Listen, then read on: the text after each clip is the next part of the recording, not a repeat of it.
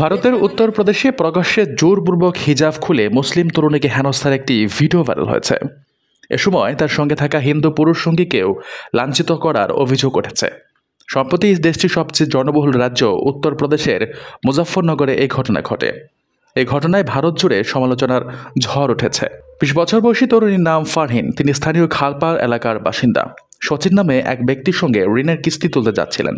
পথে ৮-১০ জন পুরুষের একটি দল তাদের ঘিরে ধরে। এরপরই ফারহিন ও সচিনকে লাঞ্ছিত এবং শারীরিকভাবে নির্যাতন করা হয় বলে অভিযোগ। ভাইরাল হওয়া ভিডিওতে দেখা গেছে এক তরুণীকে ঘিরে ধরেছে কয়েকজন পুরুষ। তারা তরুণীকে লক্ষ্য করে নানা ধরনের মন্তব্য করছে এবং শারীরিকভাবে লাঞ্ছিত করছেন।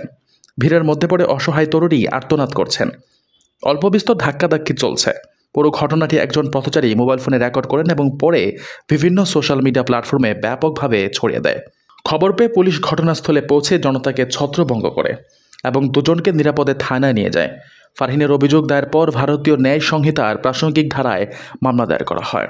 ঘটনাটি ঘটেছে গত ১২ এপ্রিল। বিষয়টি প্রকাশ্যে আসার পর স্থানীয় পুলিশ এখন পর্যন্ত ৬ জনকে গ্রেফতার করেছে। হেনস্থার শিকার তরুণীর মা জানান, মানসিকভাবে বিপর্যস্ত হয়ে রয়েছেন তার মেয়ে। কারোর সঙ্গে কথা বলার মতো অবস্থায় নেই তিনি। এখনও বিয়ে হয়নি মেয়ের।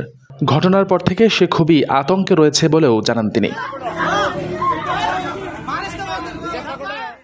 রেমিটেন্স যোদ্ধাদের ঢাকায় বিশেষ ছাড়ে রেডি ফ্ল্যাট দিচ্ছে শতভাগ বিশ্বস্ত ও নির্ভরযোগ্য প্রতিষ্ঠান প্রবাসীর সিটি।